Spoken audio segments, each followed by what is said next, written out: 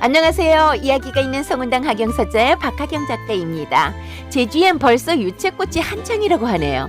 동네 어귀에 있는 개나리에 물이 오르고 언제 터질지 눈치 보는 꽃망울 모습이 너무 예뻐서 한참을 들여다보았습니다.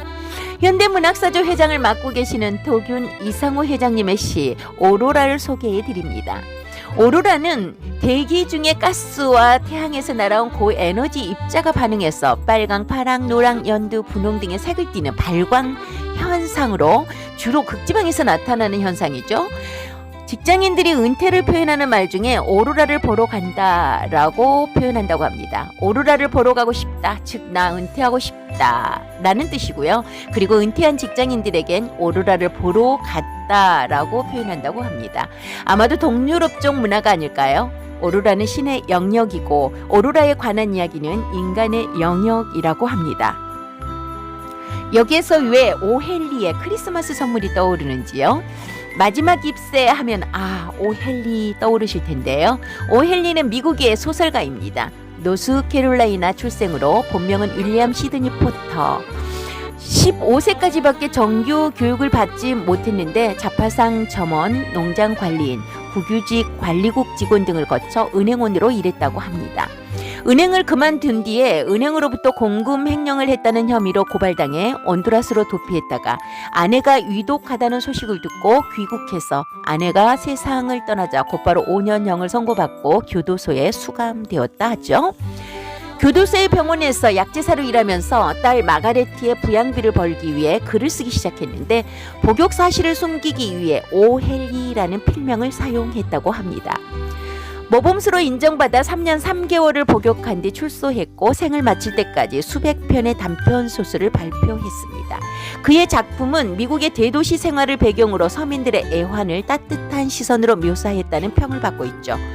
우리나라에 소개된 오헬리의 단편선에서는 마지막 잎새, 경찰관과 찬송가, 손질된 등불, 크리스마스 선물이 수록되어 있었죠. 그 이야기 중 잘 아시는 크리스마스 선물을 문득 나타났다 사라지는 오로라 같은 이야기로 여기에 두어 보고자 합니다. 여기 가난한 부부가 있습니다. 남편은 짐, 아내는 델라입니다. 델라에겐 1달러 87센트 뿐입니다. 크리스마스에 남편에게 선물하려고 한 푼, 두 푼 모은 돈이었죠. 이 돈은 자파상이나 채소장수나 푸족간 주인에게 때를 써서 한두 푼씩 애누리를 해서 모은 돈이었습니다. 델라는 이 돈을 3번이나 세어보았습니다. 세어보고 또 세어봐도 1달러 87센트. 다음 날이 크리스마스인데 선물 사기로는 너무나 초라한 돈이었죠. 사실 델라는 너무 실망해서 침대에 엎드려 실컷 엉엉 웁니다. 남편에게 크리스마스 선물을 할 수 있는 돈으로 터무니없이 부족했기 때문이죠. 델라는 울음을 그치고 화장을 하기 시작합니다. 그녀는 남편에게 어떤 선물을 사줄까 하고 이리저리 생각하며 궁리하죠. 제임스 딜링함 영 부부에게는 커다란 자랑거리가 2가지 있었는데 하나는 할아버지 때부터 내려온 짐의 금시계였고 다른 하나는 델라의 긴 머리칼이었습니다. 만일 시바의 여왕이 통풍강 건너에 있는 옆집 아파트에 살았더라면 델라는 그 머리칼을 말리는 척하고 창밖으로 머리칼을 늘어뜨려 여왕의 금은 보석이 그 빛을 잃게 했을 것이라고 할 만큼 멋지고 아름다운 머리칼을 지니고 있었습니다. 그리고 만일 솔로몬 왕이 이 집 관리인이 되어 지하실에 온갖 보물을 쌓아놓고 살았다라면 짐은 지날 때마다 시계를 꺼내어 세미난 왕이 자기 수염을 연방 쓸어내리게 만들었을 것이라고 말하곤 하는 금시계를 가지고 있었죠. 델리는 남편에게 줄 선물을 사기 위해 자신의 머리칼을 팔기로 결심하고 드디어 20달러를 받고 머리를 자릅니다. 그리고 남편이 가진 금시계에 어울릴 우아한 백금 시계줄을 발견하고 델리는 21달러에 남편에게 최고로 어울릴 시계줄을 삽니다. 선물을 사서 집으로 돌아온 델리 앞에 남편 짐은 꼼짝 않고 아내를 쳐다보고 서 있습니다. 남편의 눈에는 분노도 경악도 실망도 공포도 아닌 시선으로 아내 델리를 마냥 바라보고 서 있었죠. 그런 남편에게 델라가 말하죠. 여보, 그런 눈으로 나를 쳐다보지 마세요. 당신에게 선물도 하지 않고 크리스마스를 보낼 수가 없어서 머리칼을 잘라 팔았어요. 머리칼은 또 자랄 테니 걱정 마세요. 괜찮죠? 그럴 수밖에 없었어요. 여보, 메리 크리스마스라고 말해줘요. 내가 얼마나 당신에게 어울리는 선물을 샀는지. 머리를 잘랐다고?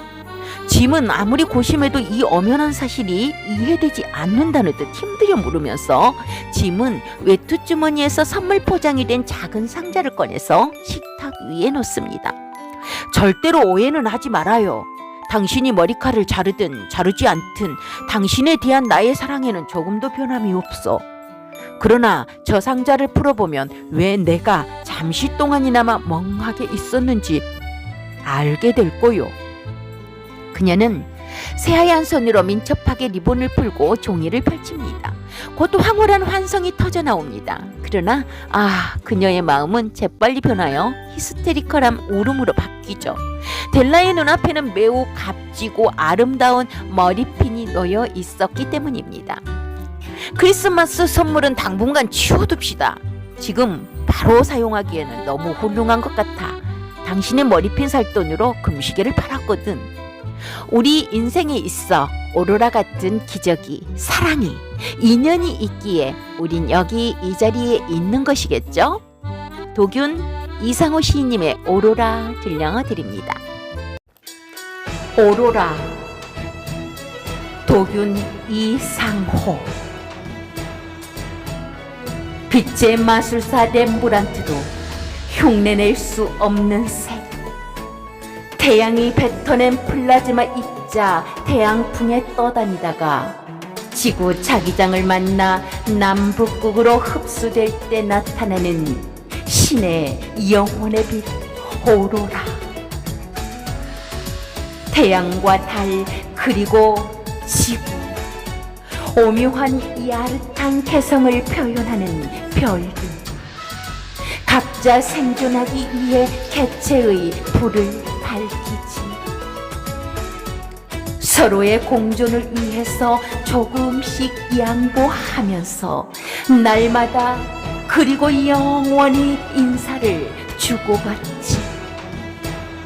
오염으로 죽어가는 지구, 수억의 생명을 위해 술락군의 역할 중인 오로라요. 우주의 미래가 푸르고 붉은 오로라빛 희망을 서로 주고받는 생명의 고묘한 빛이로세.